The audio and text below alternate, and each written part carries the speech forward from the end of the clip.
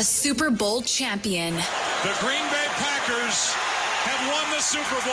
The Packers' all-time leading scorer. A game winner for Mason Crosby. It's time for the Mason Crosby Show with Mitch Nellis, presented by Verizon, the #1 network in Milwaukee, on 1250 AM and 105.7 FM The Fan, powered by the Potawatomi Sportsbook, and on the free Odyssey app. Welcome in as we broadcast live from the 1250 AM and 105.7 FM The Fan Studios, powered by the Potawatomi Sportsbook. Sparky here. No Mitch Thunder Nellis today. He returns on Wednesday. Mason Crosby, Packers all-time leading scorer. He is back for his show that he hosts. Mason, good morning. Good morning. Yeah, just had a fun night. We had a guest, Dave Farrell, the bassist for Lincoln Park, on Wednesday, and so golfed with him yesterday, and then went to their concert last night. So had a great time. It was a late night, but I'm ready to roll, and I am the problem. I know we're going to talk about the Brewers, and we have figured this out that I can't watch the whole game, or the Brewers just don't win. So I can watch pieces of it, but if I watch a whole game, they can't get it done. So I'm the problem. It's me. I'm the problem. I'd like to know something from Tommy Wirtz, the producer of this show. There was some name dropping that just happened there about knowing the guitars. Yeah. Is he a big name dropper? Is this like a Crosby thing, dropping all the celebrities that he knows? Absolutely not. Name dropper? I literally tell you guys this every day, where it's like I have to humble Mason because he's going to be keep me humble. He comes in every day. He'll be like, dude, I was just like, someone said that Aaron Rodgers said hi for me like all the time. Who was that the other day? All the time. It's the same person. It was Dave. It was literally Dave. Yeah. Yeah, Dave was like, oh, yeah, I was kicking it with Aaron Rodgers in Pittsburgh when we were out there. And he says you stink at golf, Mason, just so you know. So should I not reach out to people I know to have them on the show? And should I not talk about conversations? No. I mean, what are we doing here? This is now like, is this amateur hour? What's going on? We have fiery day today. Fiery day. That's good. Yeah. That's good stuff. This is Sparky setting me up for failure. Yeah, Sparky just jumped into the middle of this. Just now stirring the drink. I'm going to bring it. Yeah, now it's on. Coming up on today's show, Adam Suflo will join us. He is the golf course superintendent at the Wisconsin Country Club. So we go on the green, brought to you by Alice Windows, Doors, and more. Coming up here at 9:40. I will be honest and say I've never played the Wisconsin Country Club before. However, I did look at their website, and while the golf course looks beautiful, they have so many other things going on out there. You have little kids and so forth. It looks like a great place. Yeah, exactly. And so, and the superintendent, we are a pro grass show here on the Mason Crosby Progress. Show. Progress. What? Yeah. We are anti-turf. Yeah. I mean, anti-turf progress. Golf. We're anti-turf. Yeah. We're pro-grass. Yeah, progress. I got you. So, yes.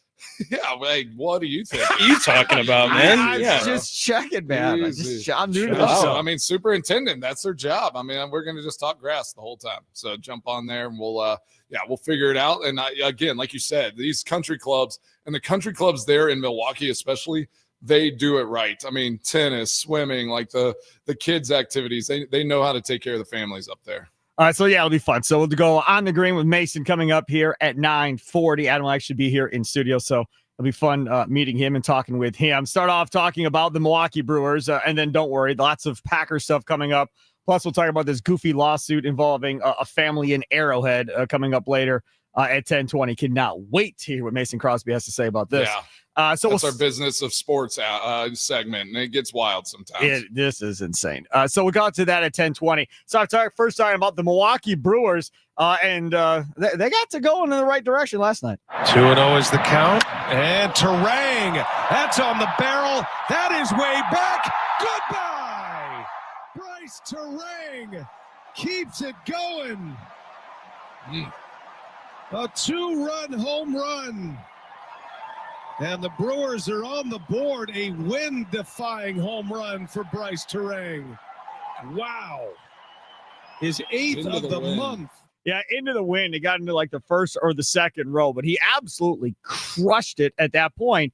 And again, this Brewers team in this series seemingly, and the 3 losses that they had in a row were really struggling coming up with big hits and big moments with runners on base. And yesterday, a couple of times they had it, they were able to deliver, Mason.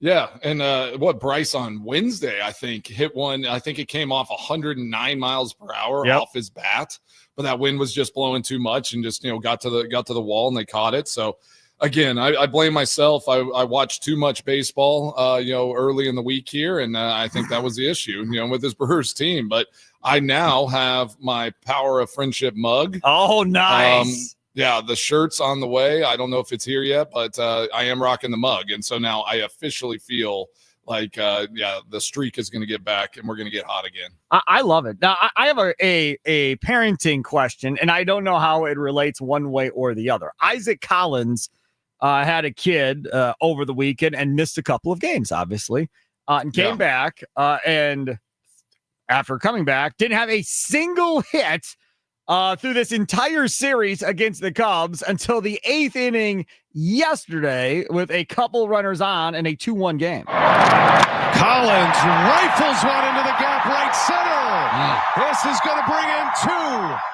2. Collins stops at first. 2 RBI single. And the Brewers are up 4-1 as Isaac Collins delivers. Have you ever been in a situation, because I don't know the history that well, where you were involved in having to play a game or during the season where one of your kids were born and then coming off of that and then having to go kick the field goals and do what you do? Yeah, so I had 2 kids born during preseason in August. So one of them, Nolan, our first, was born the day after a preseason game. I think we played the Cleveland Browns. And the funny thing is I told Molly, I was just like, all right, like, don't have the baby like tomorrow. Like, I think it was like the first day of like a real full day off of camp. After the game, it was late, and like I kid you not, like all night she's like going into labor, and she was just like, she was trying to not have it rush, but we ended up having Nolan. What was awesome though, it was also the PGA Championship. So I have pictures. I just remember sitting when Dustin Johnson grounded his club in the sand there in 2010 and ended up losing the PGA Championship. So I just sat there watching golf all day on Sunday. It actually ended up being perfect. And then Elizabeth was born the day before a preseason game. So got her all that. I went and slept, in the team hotel like the night she was born, came back, in the morning, checked on everything, and then went and played in the preseason game the next day. So football wise, never had a day off with kids stuff. So I'm glad Isaac got that hit. Because, like, if not, he's like, oh, my gosh, like, is this what fatherhood feels like? I take a couple of days off and then go cold. I think it was Holmgren that the stories go that he told his players, hey, I don't care if you have kids, but you better time this up so you're not having kids during the regular season, right? It literally is like how they talk about, building families, especially in the NFL. It's like, it's really inexcusable in a sense to miss a game. Because you're having a child. I mean, I can't tell you how many coaches probably miss the birth of their children. Wow. Because they're not leaving work or missing something for something so insignificant as having a child. I mean, it's crazy. Like, but that's how it was. They're like, whenever I was having mine in training camp, even, and that's training camp, and those are preseason games. And mind you, I was like, kind of, ingrained as the kicker at the time. And they're just like, hey, have you thought about inducing? Like, I'd get I think Sean Slocum was the coach at the time. And he's just like, hey, coach is a little concerned. Like, you're going to be here for the game. Would you consider inducing during the week so that you didn't miss anything? And I'm like, yeah, I'll tell Molly that. Sure. Yeah. I'll be like, and Molly's like, she was a great, football NFL wife. Like, she did what she needed to do, but she's just like, no, I'm doing this naturally. Like, I'm not going to induce just so you don't, it's inconvenience for the football team. So that's funny. I remember being on the air and there was a high school football game going on. I think it was Friday night, typical Friday night game. Yeah. And I grew up in Kenosha, and the big rivalry in Kenosha is Kenosha Bradford versus Kenosha Tremper. Okay. And I went to Tremper and they were playing Bradford that night. And I got to know the Bradford head coach and still keep in contact with him. Now he's coaching football in Enterprise, Alabama. Nice. But he was coaching the Bradford team, and at halftime of that game left because his wife went into labor. And I'm on the radio just chastising the hell out of him. I'm like, are you kidding me? She could be in labor for 4 hours. You have to have a high school football. It's the rivalry game. What are we doing? How are you leaving? To this day, we talk about it. But yeah, Was it his first kid? Yes. Okay. Yes. That makes sense because you don't know. Correct. Like, again, yeah, by like the third kid, it's like, Molly, like, are you really about to have this baby? Like, literally, I'm pretty sure with Elizabeth, the one I said that we had the day before a preseason game, Molly waited, and then she's like, oh my gosh, my contractions are like 4 minutes apart. We better get going. Oh So my goodness. we rolled in. The doctor got there, had Elizabeth in 30 minutes after. Like, it's like you just kind of learn a little bit about it. But yeah, that first one's always nerve-wracking. All right. So what did you make of the Brewers after that series with the Cubs? They win the first game. They win the last game. They lose the 3 in the middle. They lose the season series to the Cubs. That only really matters if somehow or another the Cubs come back and end up in a tie with the Brewers towards the end of the season, which, again, 7-game lead, month and a half. Is it impossible? No, it's not impossible.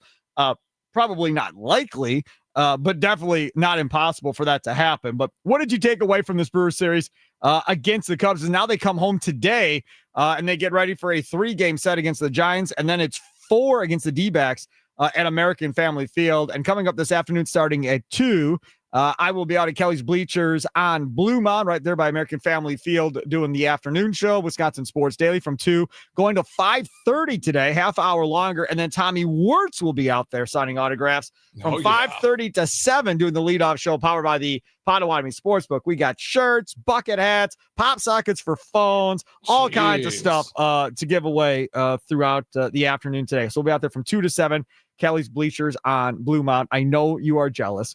I am. But get that free swag. Yeah, enjoy those little pop-up things on the back of the phone. I've never been into those, but I feel like I could have an addition to my phone. Yes, send me one. I'm totally into it. I use it all the time because I use it as like a little stand on my desk if I'm watching something. Right. Yeah, that's absolutely. So, what did you take away from this Brewers series, Mason? Well, Abby, I think that game, that doubleheader getting postponed, helped the Cubs a lot. I think coming off that 7-0 win, Brewers in that first game, if they turned it around and played again, I think they probably win that that next game as well. So I think that the Cubs getting that extra day, kind of just saying, all right, like, let's reset off of that and let's push this doubleheader to the next day. I think that helped the Cubs immensely. And then watching these games really closely, I mean, I feel like the Cubs pitched well. Their pitchers had great days and they played great defense. They kind of they tried to squeeze a couple times and do some like mini shifts to try to like take advantage of what they've seen the Brewers bats and their hitters doing, and they got in some good positions to play some good defense. So but I also think this Brewers team they grinded, they fought hard. I mean, they kind of kept everything really close. They were just kind of weird games. So I take it with a grain of salt. And my thought is, what number now, like 34 games left, right? So if they go 17-17, like, they're good, right? They're really good. Yeah. Yes. So like, we're not, I mean, how many more wins do they need? If they get to 90, like they're at least they're at 80 wins right now. That's only 10 more wins right? the rest of the year. So yeah, I mean, I think right now, if you look at it, I think they have a legitimate chance. This team can get to 100. They can get to 100, right? I think they have a legitimate chance to catch 100. Is not like, I mean, that's not an unreal number to think that they're going to do that with how they've been playing. So. Right, and the Giants aren't a very good team. Then it's the Diamondbacks. They're not a very good team. Then they have 2 tough back-to-back series where they go to Toronto for 3, and they're a great team. And then they come back and they get Philly. They're a great team. Once you get past those 2 and you look down the rest of the schedule, there aren't any great teams left after those 2 teams. Yeah, you play the Pirates again, which they're gonna score 15 runs on. It seems like every time they're playing the Pirates. It looks like, I mean, the back end cruising in, which not worried about that, but it's almost like going into the postseason, you hope you face some tough matchups, so that you kind of have your you're sharp, you're ready to roll as you're getting into that postseason. I do think that Reds, series, everything might be wrapped up by then. Like you'll kind of know where you're at, but that series will be a good one to kind of prepare for going into the playoffs. And we are getting way ahead of ourselves, but this Brewers team has kind of allowed us. Like it's crazy to think at this point in August with how the season started that they'd be the first to 80 wins, and they're where they are here in mid-August or late August now. But Mason, you've been a part of teams that were way out in front, right? Where the division's wrapped up, everything's wrapped up, and then you're trying to get through the rest of the season.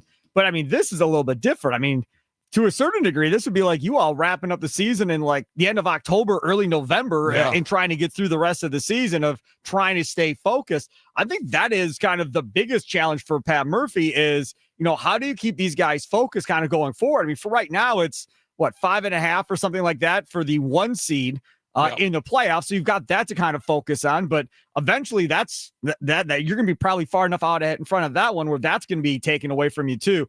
That I think is the biggest challenge of keeping that edge on this team, even though, they pretty much have it locked up possibly. Yeah. If anyone though we can trust, it's Pat Murphy to kind of keep them, setting new goals. I mean, I think that's how you have to do it. If I were on a team right now and say you're, 10-0, 11-0 at some point, and you're just like, all right, what is our next week's goal? What's our next game goal here? And then you just start plotting along. You start trying to, get a little, 1% better at in your hitting, 1% better in your defensive play. Obviously they're going to be able to start, rotating, get some guys in to make sure that they have the depth and the pieces they want as the end of the season unfolds. Again, they've been doing this without Jackson Churio. Correct. You're going to get Jackson Churio back. You get him back next week. Next week you get him. Yeah, I mean, it's ridiculous. And then, Miz with his little injury, not quite as effective as he was and how hot he was when he first came into this thing, but still pitching well. And I think as he gets healthy, healthier with his shin and the stuff he's going through, he's going to be another, big piece as this thing unfolds. So, yeah, I like this team. I like the leadership from Pat Murphy, just how they roll. My question again to you is, and we have another tattoo bet on the line for Bryce Terang. Do you think he's going to get to 21 home runs with how hot he's been? 21? Yeah. He's at 14, right? No. You don't think so? No, I don't think so. Man, no, I was expecting you to have a different answer. No, I don't. August, you don't think I'm getting a little nervous. More home runs? Are you serious? I think he's going to do it. He's literally for sure going to do it. In fact, Terang in today's Journal Sentinel article, I can read you exactly quotes because I believe it was the Journal Sentinel article. Maybe it wasn't. I don't know. I read it this morning. They asked Terang about his power. And where is it? Here we go. Yeah. He says, I've always known I can hit the ball hard. I'm just catching them a little out front and underneath, and they're going. I just feel like there's not much more of an answer because I'm not trying to hit homers. I'm just catching balls out front, as we say, clipping them. It's just doing it consistently. That's why he's going to get there because he's not trying to do it. I don't know, man. And I think this is kind of like being in a zone for a basketball player, right? Where you just can't miss and you're just kind of locked in. But you don't stay in that zone forever. Eventually, you come back to reality of the situation. Now, I don't know how long this can go on for Terang, but I mean, if he gets to 21 home runs, I mean, that would be one hell of a power surge, since the All-Star break of all of a sudden finding this power. You remember back in the day, they used to, Bonds would hit a home run. Well, that wasn't Bonds, I guess. Farther forward, where somebody would get on a run and all of a sudden be like, oh, and I'm getting tested today after the game, right? Have a big game. Now I got to get tested. Eric Thames, right? Always. It's always happening with Thames, right? You don't ever hear that anymore in baseball about the random drug testing after the big games, right? With Bryce Terang, what did you have expected at some point? And Bryce Terang is getting tested after hitting his 5th homer in like 7 games. Like you would just think it would pop up. How did that come? Yeah, how did that happen? Right? We haven't heard anything about it.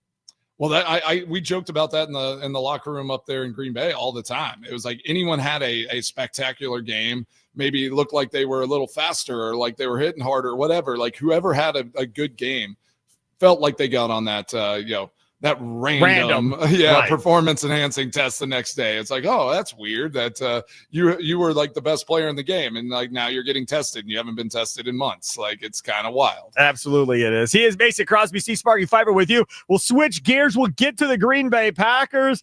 And, buddy, that training camp practice yesterday, lots to get into. We've got the fights. So we got to talk about the offense, what's going on with the offense in training camp, all of that coming up straight ahead. The Mason Crosby Show presented by Verizon, the official 5G network of the Green Bay Packers, live from the 1250 AM at 105.7 FM, the Fan Studios, powered by the Potawatomi Sportsbook. Time now for your fan weather forecast, 72 degrees, sunny skies outside. No rain in the forecast until maybe the overnight tonight. So a beautiful day outside. Low of 66 tonight.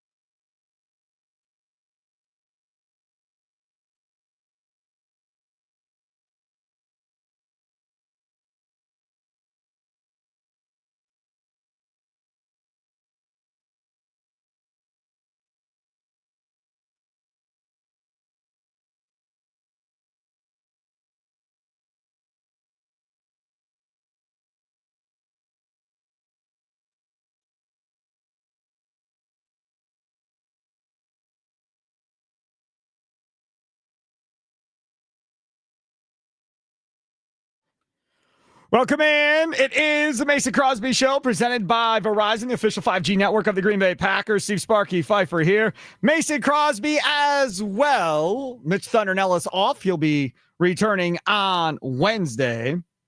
We talked about the Brewers there in the first segment, Mason. Yes. Packers yesterday.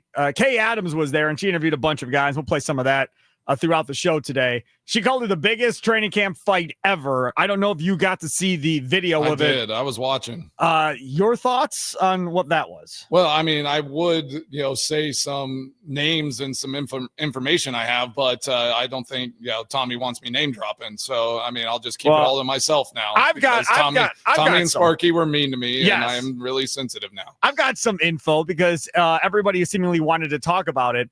According to Zach Tom, I think it was, who was it? Ernest Jones IV or whoever it was, somebody from the Seahawks went into their huddle to go after one of the running backs and went to hit the running back or whatever else. And then Zach Tom was like, well, no, this is not happening right now. That's not going to fly. No. And that's how that whole thing started and cracked off. And then after that, it was just one thing after another the rest of practice.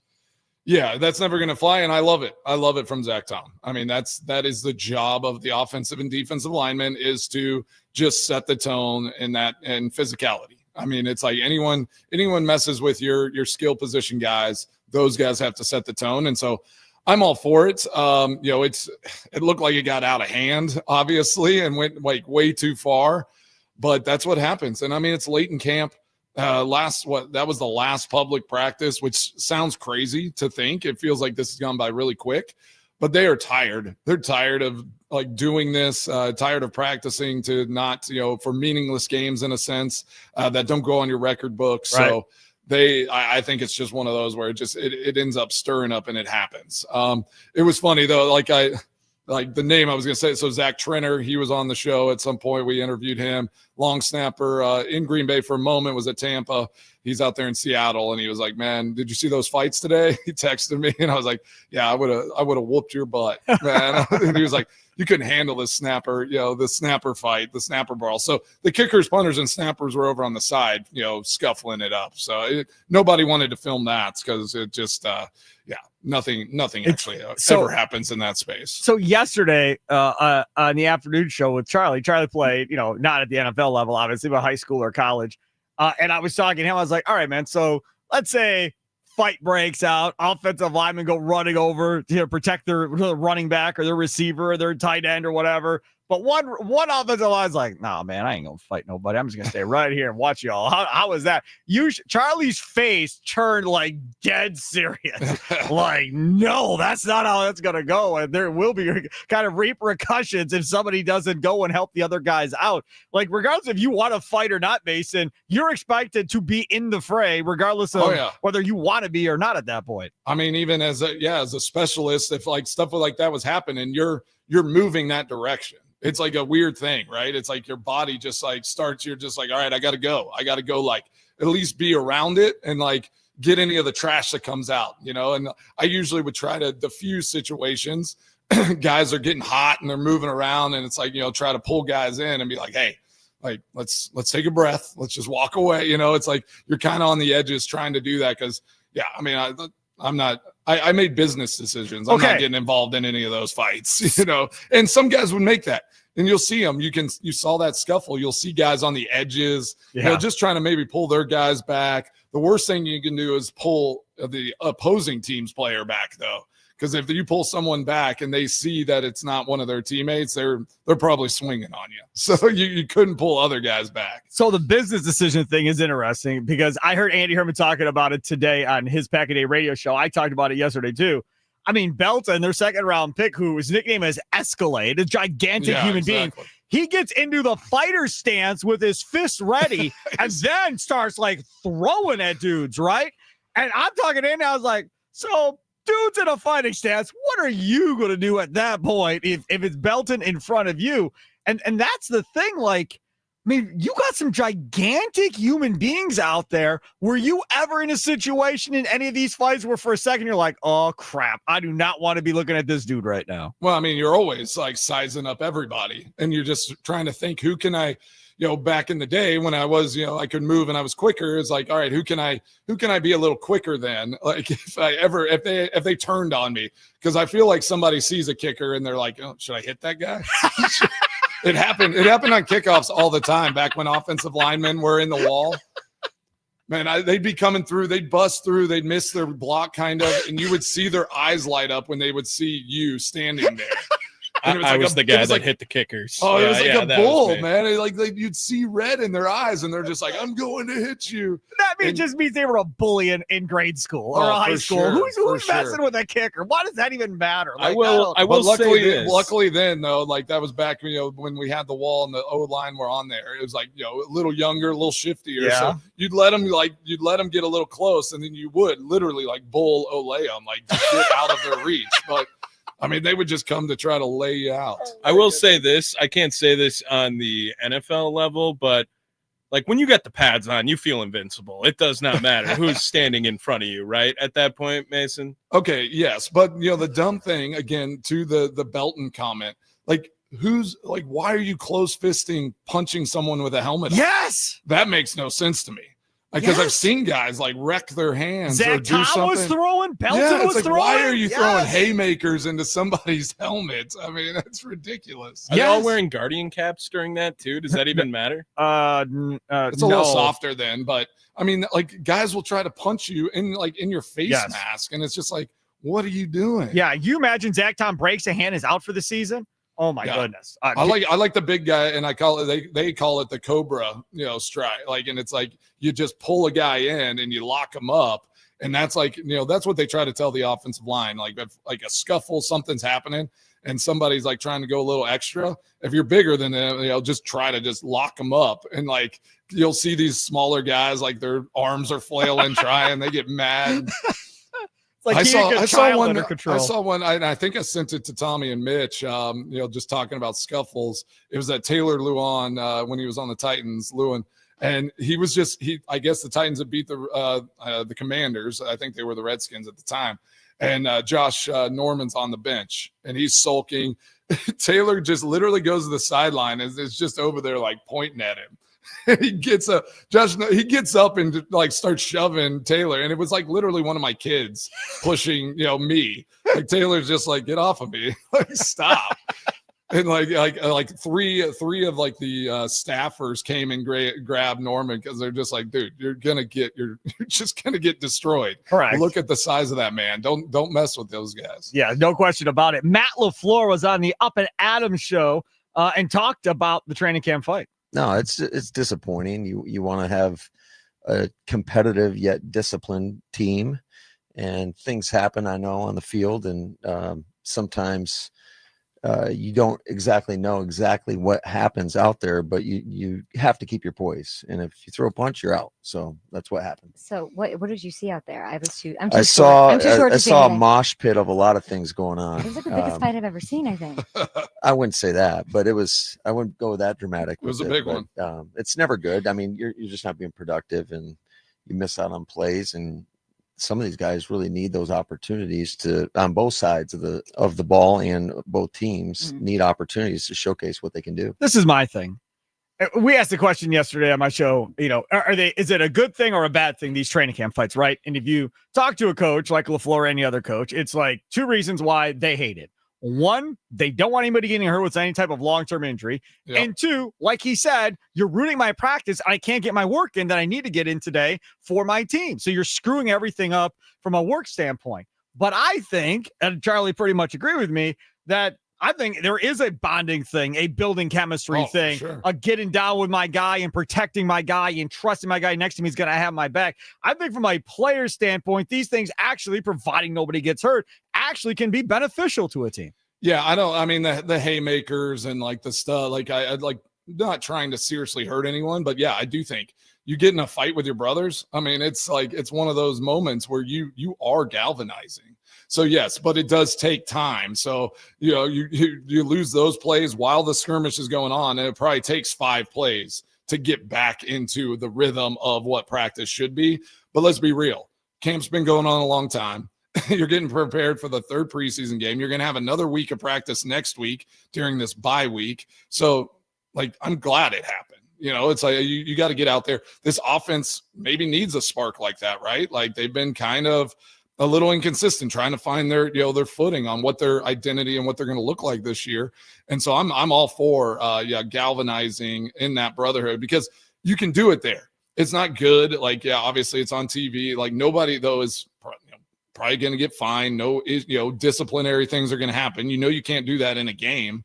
So you might as well do it, the one time you can, and then lock in and get ready for the season. Football Talk on the Fan is presented by Paramount Plus. You can't count on much these days, but you can always count on Sundays with the NFL on CBS and Paramount Plus. Watch your local NFL game live every Sunday on CBS and Paramount Plus all season long. Visit ParamountPlus.com/NFL to get started today. The other thing I took away, and we're going to get into talking about the offense because I think we're going to end up pushing back the On the Green segment with Mason into the 10 o'clock hour. So we can get a little bit more into the offense coming up in the next segment. But the other thing that I noticed, which, again, one way or the other, when you have fights, you have these teams in this scrimmage where you're playing each other, right? On one side, the defense is taking on the Seahawks offense, but on the other side, the Packers offense is taking on the Seahawks defense. So this wasn't necessarily like a situation where like everybody was chilled and whatever else was going on. You had two different things going on at both sides of the field. So like half the field didn't even know what was going on the other side. And they just turned around and said, "Oh, fight." And away we went. You do. Yeah. You just, again, like you said, like, it's almost that mentality of you see something happening and you have to move towards it. I almost feel like guys they feel like they're evaluated on the reaction in those moments as well. Like that somebody's watching and they're going to be like, "Hey, why didn't you move? Why didn't you go towards it?" It's kind of like how a police officer, firefighter, like they run to the action. Like that's just like how it, obviously not saying that football players and athletes are like those, amazing people, but it is a mindset. It's a mentality. It's like, you don't shy away from the intensity and the physicality and all of that. And so you just kind of move to it. You try to avoid any kind of significant hits or injury, but it's a chance to, take some shots, get some frustration out and kind of, move into it. And you always got one guy in there being, probably goofing around and being like ridiculous just because that's, there's always a few of those guys on every football team. But to have both sides react and do it like that. Yeah, it's wild. But how do you feel though? Like the team was looking prior to that. I mean, against the Seahawks. Did you feel like they were moving in a good direction? I mean, I know we have a little worry about what this offense is going to look like this year. I mean, they should have production, but they're just not putting it together, in front of our eyes at the moment. No doubt about it. We'll talk about this Packers offense. We'll talk about how they looked in this scrimmage yesterday and really how the Packers offense has looked in general in training camp as we get ready for Packers Seahawks tomorrow. That's a 3:00 kick. Packers and Seahawks in Green Bay tomorrow afternoon. We'll get more into that coming up next. The Mason Crosby Show, presented by Verizon, the official 5G network of the Green Bay Packers, live from the 1250 AM and 105.7 FM The Fan Studios, powered by the Potawatomi Sportsbook. Sparky here.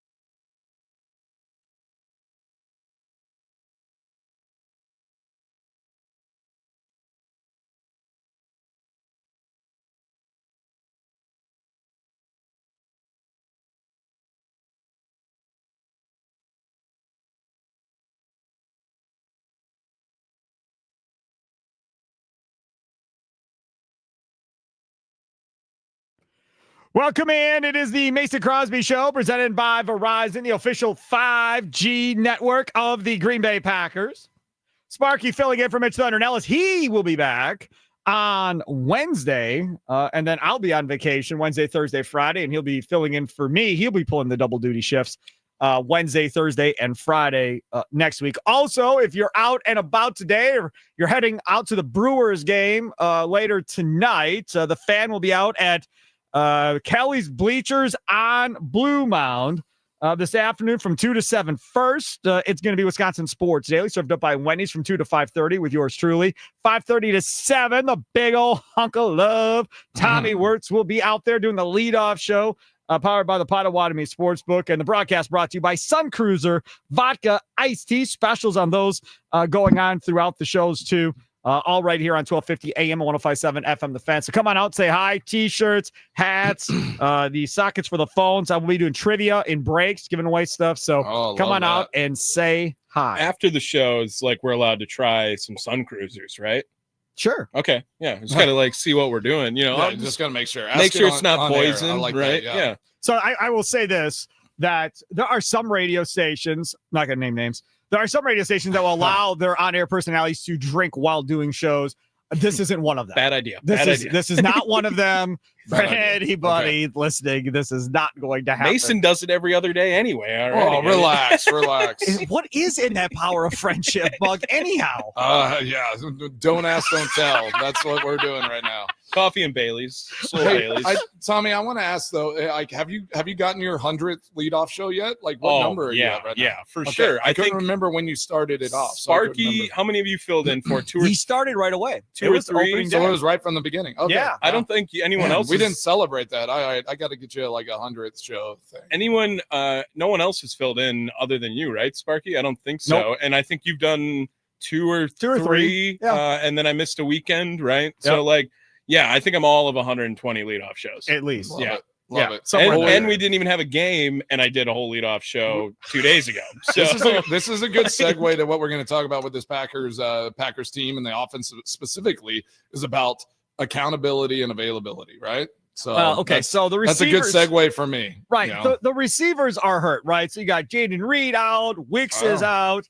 There's a lot As of question well. marks there. And the issue is that these dudes that are out, Mason, they're not just out for like a week. They've been out for a couple of weeks, and they're not expected to be back until around week 1. So even Xavier McKinney, same thing. He's been Yeah. out. He ain't going to be back till like week 1. That Lions game, it's going to be like a reunion of sorts for Jordan Love with these wide receivers, and he finally gets back. Like, I know we're not there yet, but my expectations aren't going to be very high going into this Detroit game, just knowing that most of these dudes haven't even, ran a route in weeks. I think that's a good place for this Packers team to be, though. Yeah, have those expectations low.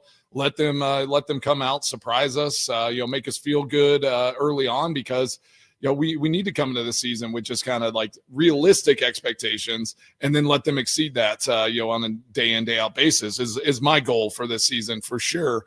And I've said it from the very beginning. If this team and the makeup and how it's made, like how it's built, if they don't get to 12 wins, I do feel like that's a miss this year. I mean, they have the pieces. They have to stay healthy. They have to keep the guys locked in, doing what they do best.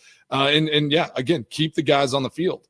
But another question to you though, like, do you think that Matthew Golden has done enough, showed enough, his route running the way he is, to be this number one wide receiver as far as camp is concerned? Right. Matt LaFleur talked about the Jordan Love, Matthew Golden connection on Up and Adams. I'd say it's strong, but I think there's a long way to go. So I think he's just scratching the surface. Obviously, rookies, they're drinking water through a fire hose, so to speak. There's just a lot of information that we throw at these guys, a lot of different concepts, and quite honestly, a lot of it's just you want to see how these guys respond and how much they can retain. And I think he's done a really good job. Football is important to him. And anytime you get guys that are talented, and football is important to them, they got a great chance of reaching their full potential. So Matthew Golden, based on everybody you talk to that's at these practices, right? Whether it's Pete Doherty, Ryan Wood, Tom Silverstein, Andy Herman from Pack-A-Day, he's at all these practices. Matthew Golden doesn't drop passes. Like he doesn't drop passes. He catches everything thrown to him. He's able to get separation with his speed. I think he's the most talented receiver in that room right now. As far as route running, like just watching, the small sample size that I have, just, watching videos from practice and different things. I mean, his route running, and I've said this from kind of the start of camp, is, as far as a rookie goes, one of the best I've seen, just, coming right out of the gates. And then he just keeps finding different ways to get DBs turned and, run guys. And I like what LaFleur said. And I do think that's a really important thing in camp. Overload them with information, but come cut down day starting next week, simplify that thing and then just cut him loose. Don't try to flood him with like all these ideas and concepts and all of that. It's like, give him the plays, give him what he needs to do to be successful, and let him go ball on Sunday. Like that for me. And that, honestly, that's how I learned best. My dad, it was always so funny. We'd go out, and he taught me how to golf. But he'd give me 18 things to think about in a swing. And I'd be over there like kind of, setting it, getting all kind of weird. And then he's like, dude, just be an athlete and go hit the ball. And then you're like, oh, okay. And you'd hit it normal whenever I was like struggling. And so I think that is a good way for these young guys to learn. You have to give them all the stuff. You got to flood them. And then you have to pull back and say like, all right, now it's time to go get this thing done. You've played ball for a long time.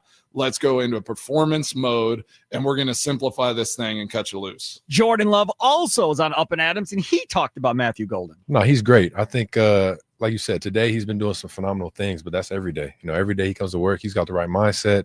And I think it starts with just, like I said, his mindset. He's trying to go dominate. It doesn't matter, rookie, first round pick. He's trying to go out there and dominate and get better every day. And like you said, we're not trying to put too many high expectations on him because, I know it is his rookie year. There's going to be mistakes. There's going to be things that happen, but he's been doing a great job in practice. So I'm very excited to see him on the field and just see everything come to life. How about not the mindset, Jordan? Tell me about those wheels. Tell me about what it's like for you getting to go deep and hit him at the blazing speed. Nah, he's very fast, but I think more than anything, the thing that stood out to me the most with him is just his hands. I think he has a very good set of hands. He's always going aggressive with his hands, trying to make every catch, and he doesn't let it get into his body very much. So he's made some phenomenal catches, and I think that's the one thing that's going to be his superpower. Have you ever tried to overthrow him just to see if it's possible?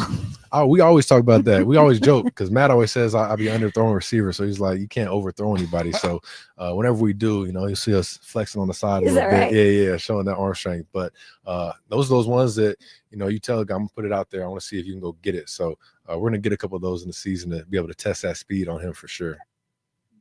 I like that. Yeah, I mean, obviously feels confident, but they are giving it like a cautiously optimistic about a young rookie wide receiver. There's going to be growing pains. There's going to be moments. So let's all take it. Let's have a realistic expectation of what Matthew Golden's going to do, and then be really excited whenever we see sparks of greatness, because it will happen. The guy is talented enough that we will see great moments, and then we're going to see some games or some moments where he's just not. He's not separating. He's not doing the things that we wish he would do every single down. But I think how Jordan talked about him, how LaFleur, he competes. He's a guy that's hungry to go out there and prove himself. And then we got to see these guys getting healthy. The stuff that bugs me is like Jaden Reed's been in a boot this whole camp, and like we aren't getting a lot of information on like what's going on there. Like it's just kind of he's in a boot. You see him walking around in it, but no one's really talking about like what happened, how this happened, and like what the expectation is. Like it's hard to imagine that here next week, all of a sudden he gets out of this boot and he's going to be ready to roll. So that's I feel like Reed's a big concern for me. I'm glad Golden's stepping up because he gives you that dynamic speed and some of those options there. And then Dobbs is a guy that we're talking about. I've seen some ridiculous things that he might be a cut candidate, but the trade stuff is a little more, realistic and intriguing, but it seems like they don't want to see that happen, and they have no interest in getting rid of Romeo Dobbs up there in Green Bay. Here's Matt LaFleur talking about that, Romeo Dobbs possibly being cut on Up and Adams. Well, we don't have a lot of depth right now. We're missing a lot of guys. So, it's going to come down to these guys' ability to go in there and make plays for us. And, there's been a lot of tape. We've had a lot of practices now. Looking forward to the third preseason game to put these guys in those types of situations to see how they respond. What does Romeo Doubs have to do to not have rumors about him being cut from this team? Rome's not. I'd be very shocked if he ever was going anywhere. There's words about that. No, that will not happen. Can There's you words about sort of explain why so confidently? Because Rome is out there competing and doing everything that we need to see from him. And obviously he's played a lot of ball for us and at a high level. And he's been a great teammate, and he goes out there and you can count on him every day. This is the thing. With all due respect, I really want to believe him. I do. I really want to get on board this. Oh, Romeo Doubs, nothing's going to happen to Romeo Doubs. But between Romeo Doubs missing practice last year because apparently he wasn't happy with the number of balls being thrown to him, and then you have that weird Instagram post that he posted the week of training camp starting, just happened to coincide with that too, and with all the concussions that he's had to go along with that. I'm sorry, man. There's a lot of stuff on the con side when we start talking about Romeo Doubs. And if you go to the pro side, yeah, sure, Jordan Love loves Romeo Doubs, and Romeo Doubs has kind of been his guy. Yeah. I get that. But Tucker Kraft's becoming that guy right now, too. And Tucker Kraft doesn't drop balls like Romeo Doubs drops balls. Yeah, but you're going to, I mean, again, I think his first comment was the most telling of just, we don't have a healthy enough room. Right. It's like you're not going to get rid of Romeo Doubs unless Dontavian Wicks and Jaden Reed are fully healthy, and then when Christian Watson comes back and all of that, like if that room gets filled up and it's like you have too many guys, then that conversation maybe opens back up. But at this moment, like you can't get rid of a starting wide receiver on your roster. Like that just doesn't make sense. But again, up there in Green Bay, the personnel side, coaching and football side are very separate. If Goody and that personnel side see an avenue that it makes sense to move on from a player where you don't now have to make a decision in the offseason, if you can get some value somewhere in a trade or something like that, I could see that happening.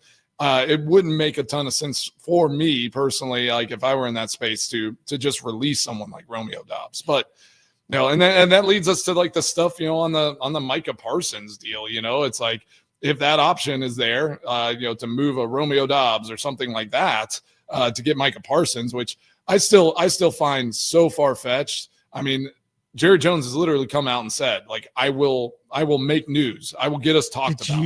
He's not going to trade and do something like that until he absolutely feels like it's worth it in the media side of things for his, for the brand and for all of that. He's going to sign him to a deal, week one. And it's, we're all going to be like, man, we wasted a month and a half talking about this, 2 months talking about it. I don't think I'd be so quick on the whole, they're going to sign him real quick. Tommy, can you find the sound of Jerry Jones on Michael Irvin's YouTube show or whatever it is that Michael Irvin has nowadays going on from yesterday? Yeah, I saw that. He talked about it. That is insane. Now, again, David Mulgada is Parsons' agent, and David Mulgada represents, all these big name NFL players nowadays. He's one of those power guys in the National Football League as an agent. But we can get back to more of this whole Micah Parsons thing coming up in the 10 o'clock hour. Real quick, before we move on from this Packers offense talk, they have struggled in 2-minute offense against their own defense all year. Their own defense is beating them consistently. Like every practice in the two, I think they might have won once throughout this entire training camp run. They struggle in the 2-minute. Yesterday against Seattle in the 2-minute, they struggled there too. 7-on-7. Jordan Love's out there with his hand wrapped, whatever. He's 1 of 13 with an interception, 1 or 2 interceptions in 1 for 13. Now, talked to Andy Herman about it yesterday, and Andy's like, really, he had one bad throw, I would say, where he missed the guy. Yeah. Outside of that, for the most part, he looked pretty good. But that still doesn't change the fact that it ended up being 1 for 13 at that point. The highlight of yesterday were the tight ends, right? Musgrave had like 100 yards receiving. Tucker Kraft had like 100 yards receiving. Yeah. They both made big plays. Musgrave made a big play that had a big ovation from the crowd. So that was the first time really where we've seen both tight ends have big offensive days together. And with this wide receiver room depleted the way we're talking about, that probably is going to have to be a way they go early on in the season for sure. Yeah, I'm thinking that exactly. I'm glad Musgrave is stepping up and being a productive member of this offense.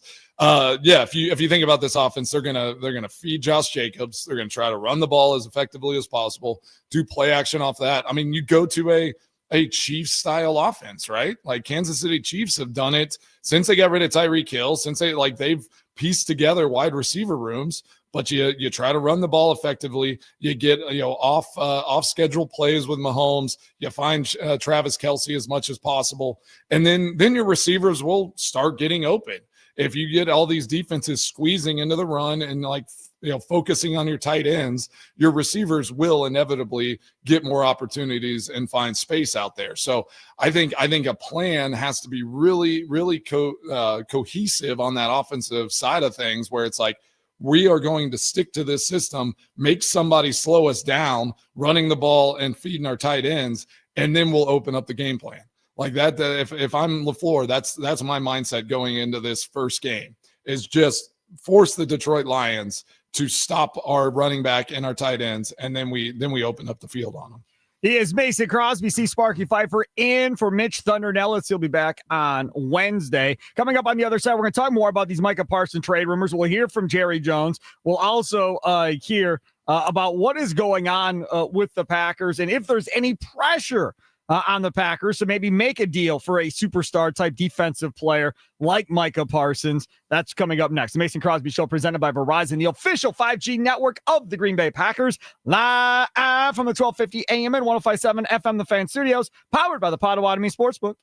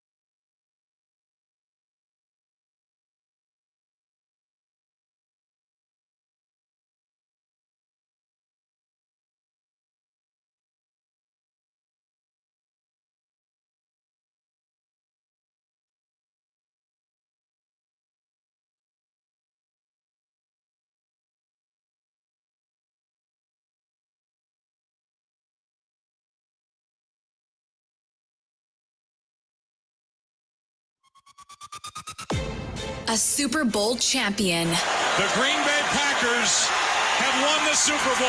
The Packers' all-time leading scorer. A game winner for Mason Crosby. It's time for the Mason Crosby Show with Mitch Nellis, presented by Verizon, the #1 network in Milwaukee, on 1250 AM and 105.7 FM, The Fan, powered by the Potawatomi Sportsbook, and on the free Odyssey app. Welcome in as we broadcast live from the 1250 AM and 105.7 FM, The Fan Studios, powered by the Potawatomi Sportsbook. Sparky here, guy, other side of the glass. Tommy Wirtz producing the show, the star of the show. He is here as always, Mason Crosby. It is his show as well. And Mitch Thunder Nellis, he's off. He'll be back on Wednesday. And for those of you looking for the On the Green segment, we're hoping to get it in here before 11 o'clock. If we're not able to, hopefully we'll be able to get Adam from the Wisconsin Country Club on next week. But things happened out of our control. So hopefully we'll be able to get that taken care of either before 11, or if not, we'll just do it next Friday instead. I want to talk about Micah Parsons. Mason brought it up there at the end of the last segment. And the trade rumors flowing around, the bitterness flowing between him, his agent, and Jerry Jones. People talking about, hey, the Packers make a lot of sense to make a move here for Micah Parsons. This would make sense. This is a guy in his mid-20s, in his prime, that the Packers may be willing to give up some draft capital for and sign to a big deal to bring him into their defense. Jerry Jones was on Michael Irvin's YouTube show, I guess. That's where we are with Michael Irvin. He's got YouTube shows.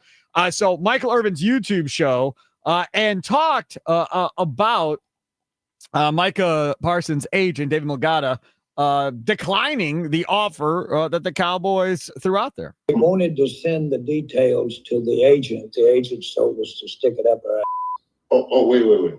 Wait, now see, just so you're clear. Wait. What do you mean? So wait. No, what do you mean? Because people want to ask. Mike and I talked. Mike and I talked, and then we were going to send it over to the agent. And we had our agreements on term, amount, guarantees, everything. We were going to send it over to the agent. Well, Micah and Jerry had an agreement. Correct. Don't bother because we've got all that to negotiate. Well, I'd already negotiated. I'd already moved off my mark over several areas. And so the issue, very frankly, is we've had the negotiation in my mind. And the agent's trying to get his nose in it right now and try to come in there and improve off the mark that we'd already said. It's the mama-daddy deal. You go into mama, and she won't do it. And she's the boss, boss. She won't do it. So you run into daddy. Daddy says, do it. And then you go back in and say, mama, daddy said it was all right. So, mama-daddy deal. We've all been there and done that. Well, we've got this thing resolved in my mind for the Dallas Cowboys. And we've got it done. And if the agent wants to finish up the details, which is should, and do all the paperwork, and he can do that. And we're ready to go. But as far as the amount of money, the years, the guarantees, all of that, we negotiate that. Okay, first of all, I don't know how this works in Mason Crosby's household, but I will tell you how it works in my household. This mama-daddy deal thing that he's talking about, if you go to Kay and she says no, and you come to me without knowing that you went to her, and I say yes, it's not going to matter what I said. Because when you go back, she's like, I don't care what your dad said. It's still no, and you're not doing it. Like, I don't know what happened in Jerry's household growing up, but that's not how it worked. And that's not how it works in my household. Yeah, and I mean, he's trying to play that again, he had a negotiation, a conversation with Micah Parsons. And he said, yeah, that sounds good, but send that to talk to my agent. I mean, that's what they're there for. And again, that's why I'm sure his agent at this point, it's like, all right, he hasn't practiced all camp. Like, let's not try to throw him out there. Why would you sign a deal right now? Like, let him just kind of sit the rest of, these last couple days and get a deal done. I mean, like, it sounds like, again, Jerry Jones is willing to make Micah Parsons, from their conversations, the highest paid non-quarterback in NFL history. That's what the rumors are. That's what it looks like it's happening. But I just don't understand why I do understand it, just hearing Jerry Jones and like what he has been forever. Like, he does it. He wants to do it differently. Right. He wants to not not talk to an agent, not deal with all of that, which is so unique because in Green Bay, I've told this story before about like Jordy Nelson going in and wanting to be in negotiations for his contract stuff. And the Green Bay Packers do not want to talk to players. They do not want those conversations to happen. They want to deal directly with agents and keep the players out of it, because how they want to negotiate is basically try to break down the player to his lowest form and the weakest. So it's spaces. like a baseball player going to an arbitration. It's an arbitration. Right. You're just going, and that's how the Packers do it. They arbitrate. They want to just say like, well, here are all his weaknesses. This is why we don't think we should pay him this much. And your agent's job is to come back, and that's why they don't want players in that space. And so I don't know what Jerry Jones's thought is, where he gets Micah Parsons in a room. Does he fluff him up, try to like praise him up to the max so he'll take a deal and say like, yeah, we're good on that? But until the agent puts the paperwork together and and finalizes something, like nothing is going to get done there. So I don't understand why Jerry Jones feels like he needs to go around it. This is the thing. David Malgata, like I said, top of the mountain when it comes to NFL agents at this point, right? Get pushed around. He's like super agent, right? But we also have to realize how this works for an agent. They get a cut. So Micah may have negotiated one deal, and Malgata might be like, I don't care what he negotiated. I'm going to get more because he deserves more, and you probably screwed him on the money he should be getting at this point. So I don't care what he negotiated. I'm involved now. You deal with me. So there's Malgata's ego involved and pocketbook involved as far as trying to get this done himself. Now, the option is, which is not going to happen, Micah Parsons can be like, cool, you don't want to do the deal, David? Then you're fired. Fire him. Yeah. Right. I mean, that's the only option here. If he's not fired, then David, like, he's going to get a piece of this, whether he negotiates or not. But he is looking out in a sense. I mean, he's looking out for his client's interest by saying, like, let's have a conversation. Let's negotiate. That way it's like, at least I've earned a piece of this because I'm getting it anyways, unless Micah obviously hasn't fired him. So he feels like there should be a conversation there as well. If Micah felt great about the deal and it was agreed upon, Micah would say, yep, all right, I'm going to save my 2-3%. And I'm just going to sign this deal and, so long to my agent. Like that would be exactly that's what would be happening right now if that deal was what Jerry Jones is saying it is. Jones was not backing off, however, because then he started bringing up, massive contracts that he finally got done with Dak and so forth. Check this out. The world would know that I want Micah if they knew what I had offered him, and he knows what I offered him. So the world would know that I want Micah to play on the team and that I respect him for what he can bring to the team. And now, as it turns out, in this particular case, you say, well, what happens? Well, what happens is that we have a contract, and there's this year remaining under the contract. And then in the NFL, I get at our volition to extend that contract another year. We'll pay him like a franchise and another one after that. So we really got 3 years to work this thing out. Oh man! And it's a basic contract that's there to go. And I did that with Dak, and we couldn't agree. So Dak played his last year of his contract, and then we franchised him. And so it's exactly what happened with Dak. And we moved forward, and of course, ultimately, we got a contract, made Dak the highest paid player in the NFL. As a player, when you hear an owner say that you're in the last year, but because I got of the total CBA, control for 3 years. I got 2 franchise tag years because of it. As a player, you just want to absolutely strangle him, I would assume. Yeah, I think that's like some of the stalemate probably, right? It's just like you're not saying, yeah, you want me, but you want me at this price. And like, you're just saying you have all the control anyways, which, I mean, he is the owner of the team, and like they are, it is a business. But like, he's willing to pay him, and he's willing to, in a sense, overpay for a year with the franchise tag. Like, that's what's crazy, right? Is like, he would be willing to franchise tag him and take that whole cap hit into another year and that huge number versus just kind of dealing with the agent and doing it how everyone else does it and just getting a deal done. So it's kind of wild. It's a circus. I've been watching the America's Team thing on Netflix. Oh yeah. So I grew up, in Texas in the 90s.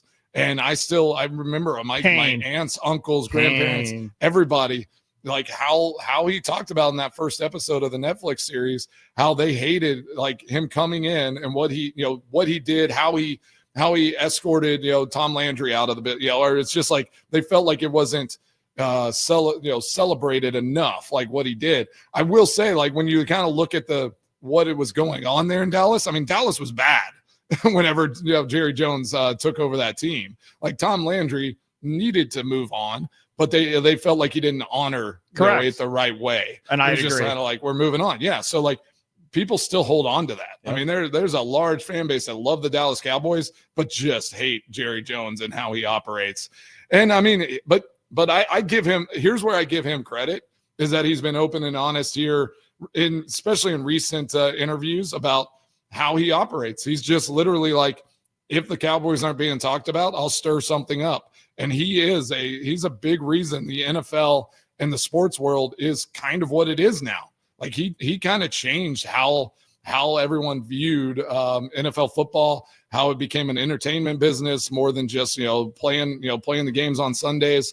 And so you got to give him credit in some of those spaces, but how he operates, it's just like, it's so much all the time. And it's all about Jerry Jones and the Dallas Cowboys. I mean, he is this generation's Al Davis. I mean, yeah, for the most part. I mean, Al Davis was that guy for the Raiders for all those years, and then Jerry became that guy for the Dallas Cowboys. Kay Adams, for the Up and Adams show that we played some of Sandra earlier, had Jordan Love on. We played some stuff from him too. And she was trying to pitch the whole Micah Parsons thing. My agent, shout out Dave Mulligetta. There we go, Dave Mulligetta. Dave Mulligetta. He was a little piece of oven, so shout out. That's my pizza guy. oven? Pizza oven. Isn't Dave Micah's agent? He is. Micah Parsons' agent. I'm just putting that out there. That would be kind of fun. Right, that would. That would be kind of. I would just like to see that. I wouldn't mind seeing that at all. I wouldn't mind seeing that at all. Mason Crosby. How much better are they? Like, do they go from being maybe a second tier team in the NFC? Because I think it's Philadelphia, and then there's another tier after Philadelphia at this point. So are they go from that to being right there with Philadelphia with Micah Parsons? Do they go to becoming a Super Bowl winning favorite with Micah Parsons? How does it change if they were to get Micah? Yeah, I mean, defensively, they go from a really good defense where there's a lot of optimism from what they did last year to an elite defense. I mean, you just become elite on that defensive front, right? And it's just automatic, just because he's proven that. When was the last time our Packers team had the elite pass rusher that teams fear? It's just week in and week out. I mean, I guess when you brought Preston and Za'Darius where they were in their career at that time, I mean they were elite pass rushers in 2019 and in 2020. But I mean, it's been not like this. I mean, it's been 5 years since you've had like anything this exciting that could happen. Are those rumors true? Like that the Packers offered them that? No, okay. I don't. I mean, I don't believe the internet, but like I have seen it enough that I'm like, is that something, or is just somebody trying to get clickbait and saying like, oh, the Packers offered these numbers? This is the thing. If you're Brian Gutekunst, right? And your Ed Policy, this is your first chance to run the show. You've been sitting over there, good soldier Ed Policy, helping to build, Title Town. That was his baby. And being that guy under Murphy for damn near 20 years and all of that. This could be your moment, right? Like a moment. You just had the draft in Green Bay, and that was Murphy's moment. Yeah, but now Ed Policy that's what I'm saying. Can walk into Goody's office and go, come right in. Hey, look, man, let's talk, right? I will give you an extension right now, but I want that dude here. I don't care if you got to give up a couple ones, whatever you got to do. Make it happen. I want him in a Packers uniform this year and for the next 5 years after this. Let's figure this out, Goody, and give up the draft capital. I'll extend you so you're not going to get fired over if it backfires, and I'll take care of you, but I want this done. I want a Super Bowl ring early on here, so I don't got to worry about this going forward. Murphy got one in 11. They never got back again after that. Yeah, exactly. I mean, I think the time is now to, go and do something, and again, it is a risk, even like a guy like Micah Parsons. It's a risk to bring in a new player and expect him to either be what he has been or and elevate that game. But I think in that position, it's a little bit less than say you're bringing in a wide receiver, or you're bringing in, it's like you brought in Josh Jacobs, and he was kind of, it was like question marks if he was still the guy that, that everyone thought he was going to be. And he proved to be that guy last year.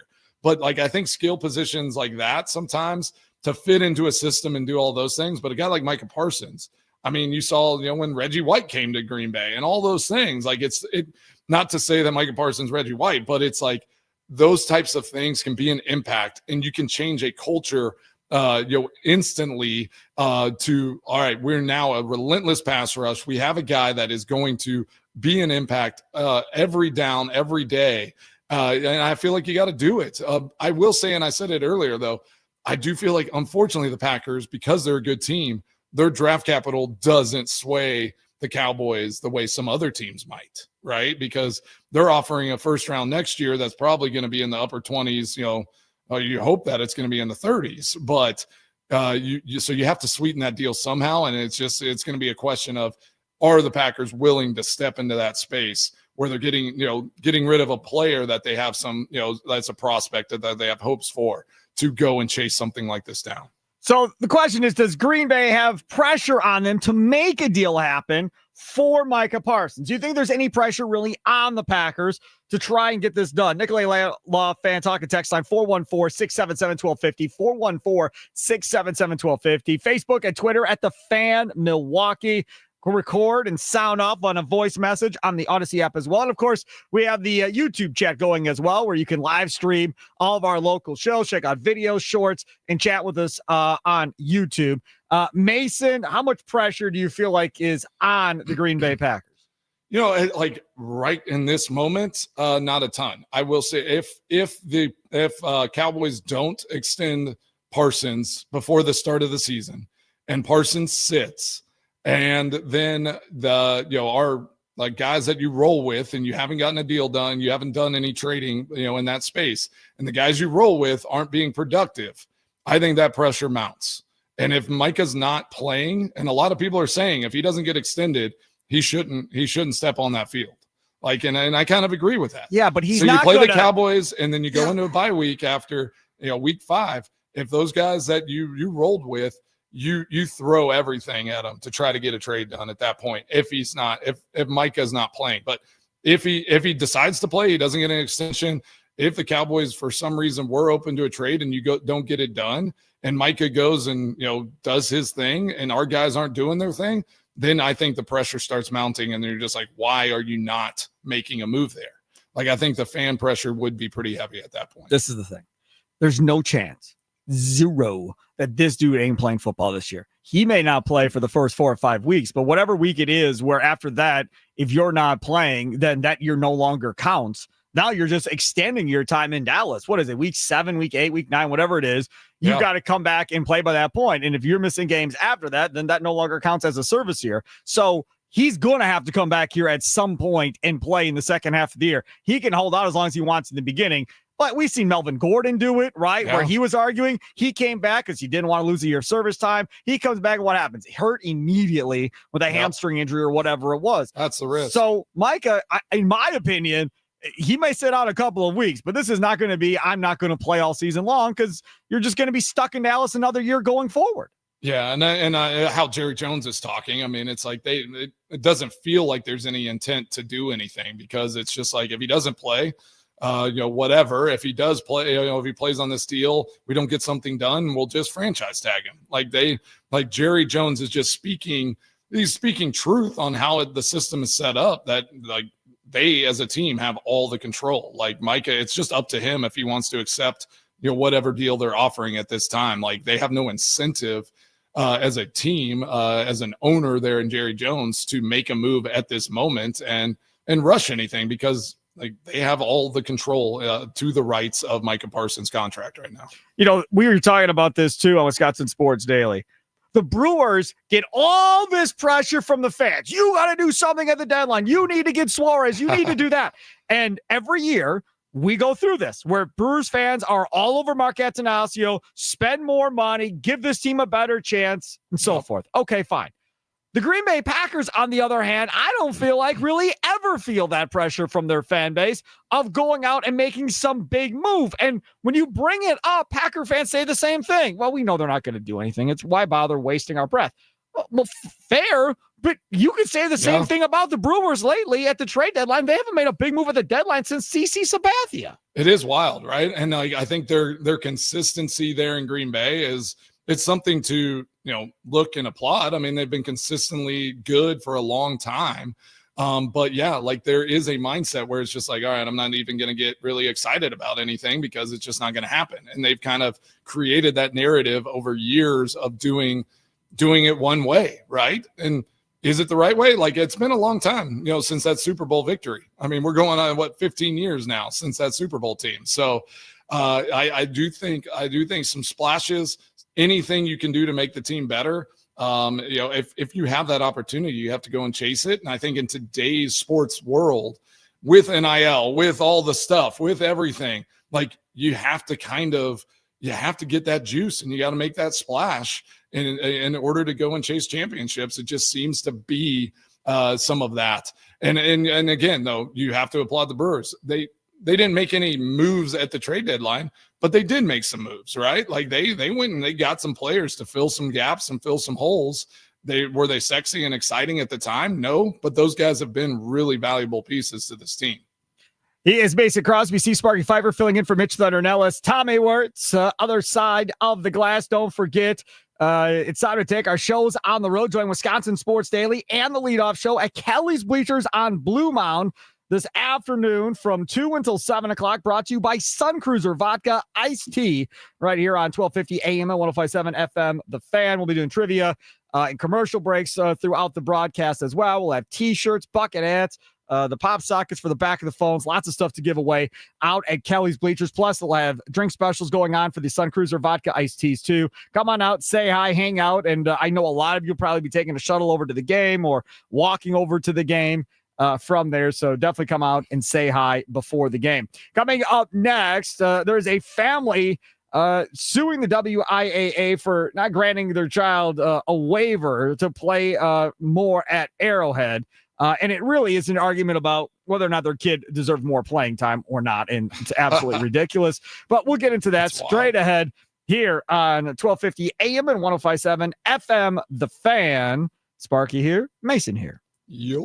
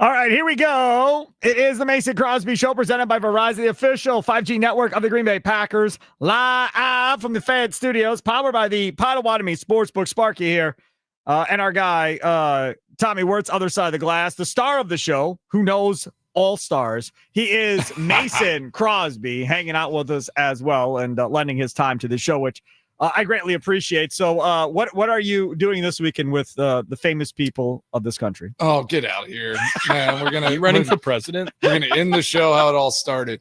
Well, no, actually, I'm doing, I'm doing good work, charitable work is what I'm going to be doing this weekend, guys. Yeah. So, no, we actually do have a group coming from Milwaukee. We donated an event, a dinner, and some golf to the Lombardi Foundation whenever I got the Award of Excellence this March, Molly and I. So we donated a dinner. So we have 12 people coming in, and we're going to host a nice, fun wine night and dinner, and play a little golf on Saturday. So yeah, nice little weekend coming up. We got who do we got? We got the Spanos, Dave Spano, and the Crete family coming out. Dave Spano, and he's from Annex Wealth Management. Yeah. So they bought the package there in March, and yeah, it'll be a fun weekend. So when you get Dave Spano there, you tell him Sparky wants to know when he's coming back to do the title sponsor of the toy drive. That's what I'd like to know. Yeah, we're working on it because he was the title sponsor of the toy drive for 15 years, 16 years, something like that, for a long, long time. Yeah, let's get him back. I love Dave Spano. So, yeah, you see Dave Spano, tell him, Sparky says, what's up when you're coming back to the toy drive? All right, we'll work on him. And you're Mason Crosby, so you'll hold more weight than I will. So this is something I want to bring up to you. I teased an Arrowhead story, but that's not the story I wanted to talk about. Okay. This is what I want to talk about. So a dispute between a high school coach and an athlete's parents has led to multiple investigations, a police report, and now a federal lawsuit. Jake Whalen played basketball for Wanakee High School for 3 years, according to the suit. During most of that time, his father, Mark Whalen, complained to school officials about head coach Dana McKenzie and assistant coach Tyler Selk. Mark believed there was financial misconduct related to a private basketball camp the coaches ran. He also accused the coaches of gambling on high school basketball. What? The school district and police investigated Mark Whalen's allegations. Neither investigation found any instance of financial misconduct. But at the end of Jake's junior year, McKenzie's contract was not renewed and Selk was named head coach. Jake Whalen had less playing time his junior year and was cut from the varsity team by Selk his senior year. Wow. The Whalens believe this was retaliation for their complaints. The family filed a lawsuit in April of 24 against McKenzie and Selk, alleging their First Amendment rights were violated. The case moved to federal court in May of last year. The Whalens voluntarily dismissed McKenzie as a defendant in April of 25, according to court records. Last week, the U.S. District Judge James Peterson ruled against Selk's motion for a summary judgment, meaning there are enough facts to proceed to trial. Jeez. So they're going to go to trial, and this dude is mad because his son got cut from the varsity team. That's crazy. I what's don't going know what on in happens. this soft world that we're living in? I mean, it's craziness. I mean, like, again, yeah, you tease the and the other thing that you tease makes more makes more sense and actually is a legitimate thing that they might be upset about. But this is craziness. So now anytime anyone gets released, do you just have to keep everyone on every team in all sports? Is that going to be, is that the new world we live in? That's what my thing is. Give everyone equal playing time. Like what's going on? Like school sports, if that's what ends up happening, school sports will cease to exist. I mean, we talk about the NCAA all the time, but if you don't do it for competitive purposes, then nobody good is going to play in the school sports. They're just going to go play club sports because they can do it because you're paying a fee to do it, to play in those clubs. And I would hate to see school sports, public school sports, just not have a product on the field anymore because everyone gets upset. We deal with it all the time here. It's like my mindset is, unless if the coach isn't physically, verbally, emotionally abusive, deal with it, right? It's just and tell your kid to step up and go have a conversation with the coach. If you don't like your circumstance, go and have a conversation. If it goes to a point where a parent needs to step in, there are circumstances that is the case. But I tell Nolan that all the time. I'm just like, dude, is someone being physically or verbally abusive? If that's not the case, if you just don't like what's going on, Go have a conversation.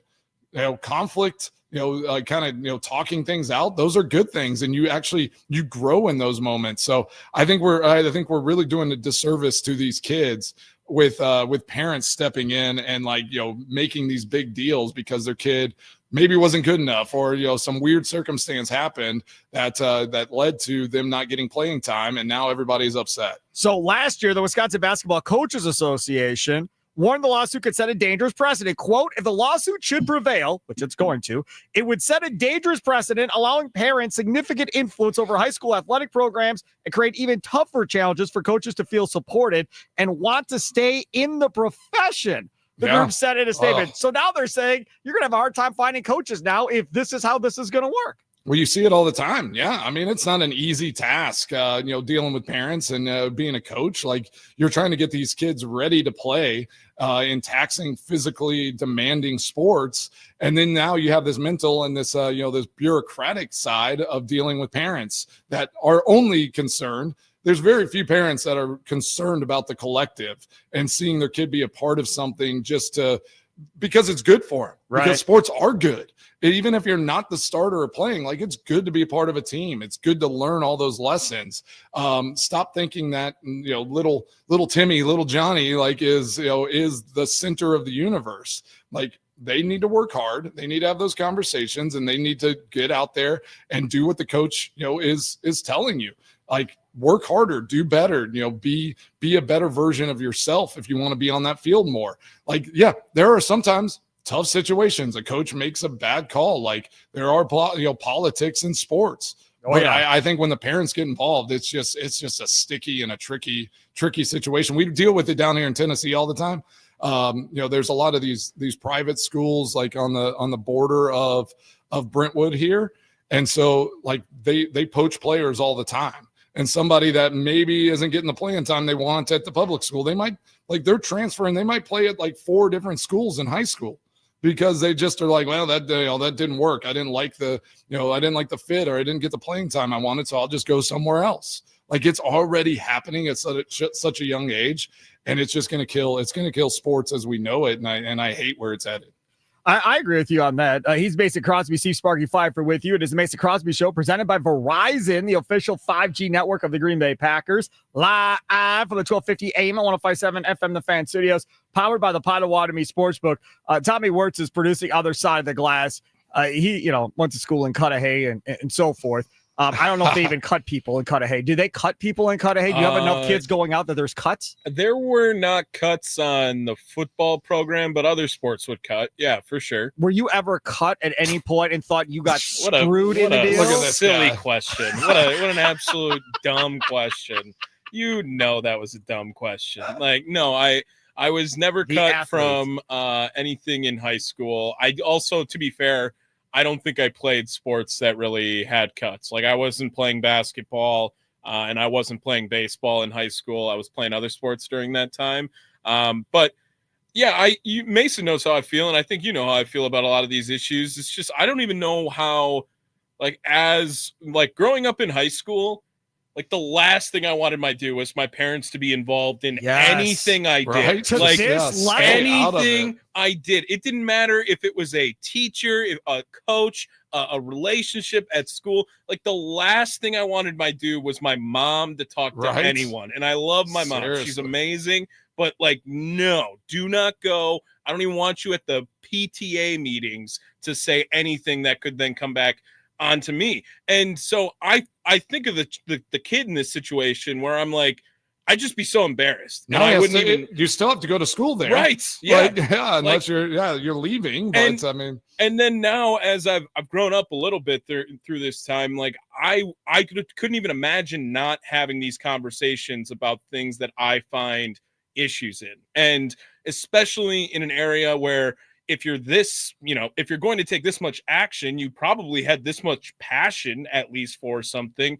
And it's really soft. It's just extremely soft to not go and speak up on something. And I know when Mason was talking about, there are bigger issues that, yes, then get parents involved. I remember that I had a situation where I was working and then there was a conflict because the football coaches wanted me to quit my job in order to be more at practice, or Well, not you even. guys were competing for a state championship. Well, yeah, I mean that's just what Sarcasm, they Cudahy were does, not. right? Yeah, they were not. No. This was No. also Tommy during- was trying to get an NIL deal and transfer schools at the time. I feel like I probably could have. Yeah, I would. you would have transferred so much. Anybody throws you anything. I you would have been promise. like, yeah, if I I'm was out. 6'2", I would have been the first NIL deal in Wisconsin. It's not even a question. Not even. I would have represented myself and gotten the first NIL deal in the state. But yeah, that's my first initial instinct is just from like the human side of things. Is I can't even imagine having my parents take a case to federal That's court crazy. over my playing time in a sport. I would Like, be. what's going to happen to this coach? Like, is this like prison time? Like, what are they looking for? I don't know Right. what the end. Like, I don't know what the what end are deal you is. I don't know. looking for? Like to get your son back on the team? Oh, that's going Well, to be a it's great over. situation. I don't Yeah, know I if mean, he's even still in school. I like, think are he's they all looking? done. Are they looking like is it a civil lawsuit? Are they looking for payment? Like because their kid was like again? We talked about this before too. Is like the hot crazy scale, or it's like the like performance versus like issues, and you deal with that in professional sports too. They're like, you have to be this good to have this amount of like issue that you're going to deal with. And whenever it comes like, they're not cutting this kid if he's good enough with all this stuff. Like, but he just clearly wasn't good enough to be on the team. Like if he's that good, you're going to deal with it and you will manage the parents and you will do all of that. But if he's not good enough to be on the team, you're going to get rid of that guy because you're just like, all right, you're not good enough. Like, I don't want you sitting on the bench and your parents, like, harassing this program all the time. So, like, for me, it's like, it just makes sense. Like, you don't, like, playing sports is a privilege. Like, it's something that, like, you sign up for. Nobody forces you to go into that building and play these sports and do all of this. But it is a formative time. And now this kid, like, if he's not mad about it, and he's like complicit and like is like all for his parents stepping in, now that's going to be the rest of his life. He's out. He's just going to. He's like, already out of high school, Mason. He's not even there anymore. It's well, all exactly. done. But now that's the precedent for his life. Is just like if you don't like it, you take it to this extreme level and force everyone's hand. And I don't like how that goes. Tommy can't talk on this necessarily, but you could talk on this because you have kids. I mean, the initial reaction and that you have is you always want to protect your kids. You always want to fight to make sure your kids have the best situation for them and so forth. I think that's just a natural reaction of parents wanting to protect their kids no matter what the situation is. This here seems like obviously a huge overstep. I get why you're mad. Your kid got cut. You think your kid got cut because you complained about possibly some illegal activity going on from the coach and so forth that was going on. Nothing was found on your allegations. But nothing was found. And then your kid gets cut, so you think it's, revenge on you. And maybe it was revenge on you or whatever the case may be. Yeah. But now dragging it out to the point that you've decided to drag it out. I looked at that story. There's nothing in there about what they're going to get if they win. So I don't know what the point of all of this is at the end of the day. Jeez. But either way, like you said, if he wins, if this family wins, now all of these other families, and again, you have to have some money to, pay lawyer fees and everything else in order to make this go all the way to the federal level, right? You can't be broke and being able to make this work. But you're going to see, I bet you, other people trying to sue schools over lack of playing time and coming up with some cockamamie idea that it's revenge against the parents. And that's just like what the coaches organization said, right? Then they're like, we're not going to have good coaches. Yep. People aren't going to want to do it. Who's going to want to step into that space? Right. Like, and then, or your son won't make or daughter won't make the team if they know that there's a parent situation. They're just going to be like, I don't want to deal with it. Like, I'm gonna not even give him an opportunity, which is a bummer as well, right? Because it's like, I'll tell you something else. If you take it to the youth level, and you've had kids at the youth level, when you have cuts, right? I don't care what age it is, and they're like, who's coming back, who's not coming back. I promise you, as a parent, if you're a pain in the butt, you are being discussed of whether or not you're worth it. Oh, they're going to value your kid. Yeah, they're going to evaluate your kid differently. Yes, in those moments. Yes, and that's why youth sports too. Now, like I, have kids in the soccer programs around, and they don't teach a lot of fundamentals, right? They want your kid to come in like knowing what to do. They want you to go get extra training, go pay somebody an extra, like a ton of money, so that they don't have to coach your kid and like be on the hook if like they're not doing a good job, right?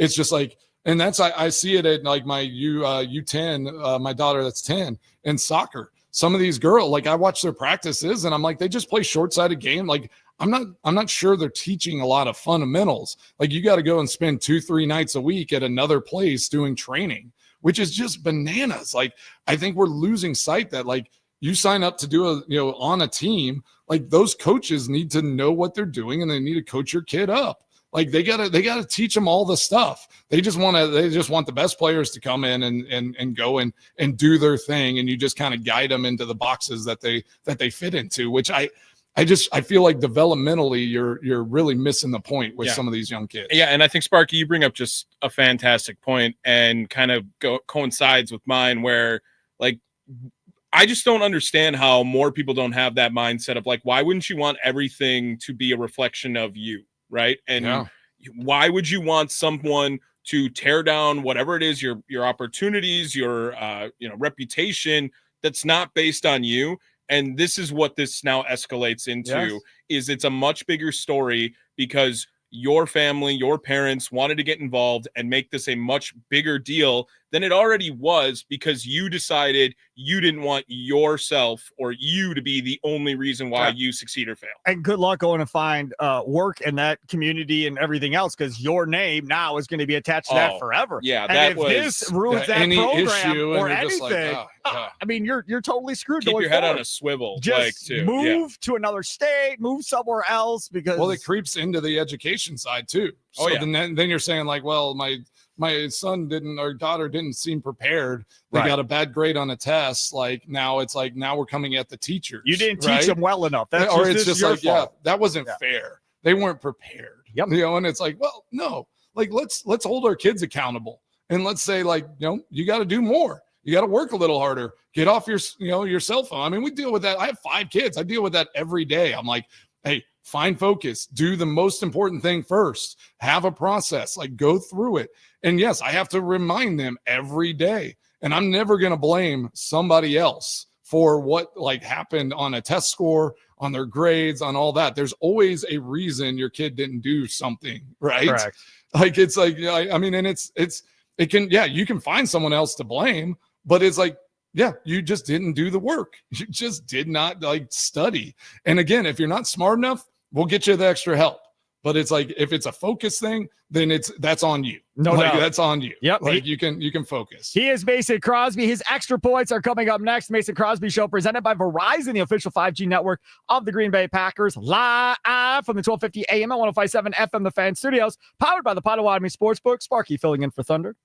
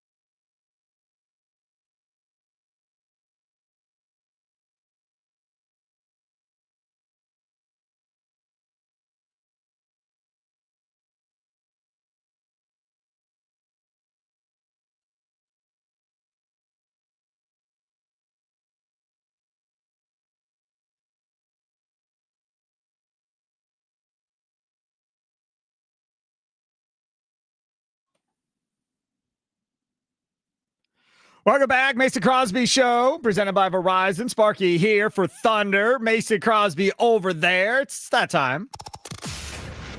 I wanna know what you're thinking. What's on Mason Crosby's mind today? It's time for Extra Points, powered by the Potawatomi Sportsbook on the Mason Crosby Show with Mitch Nellis on 1250 AM Tell me what's on your mind. And 105.7 FM, The Fan.